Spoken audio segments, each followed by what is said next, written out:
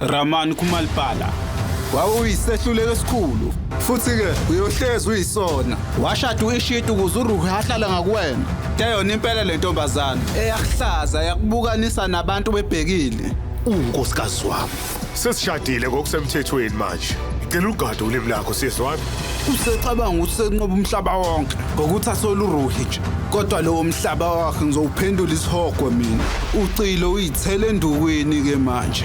Sekuzoba mnandi-ke manje. uRuhi indodakazi yami. Raman unamanga. Bengazi sonke lesikhathi ukuthi ingane ekhulelwe uShaguni akuyona yakho. Kodwa imphumela iyobudlelwane bethu. Uthando lento luqala ngomsombuluko ukuya kwisonto ngo 8:30 ebusuku. Kustakhanya kuphela.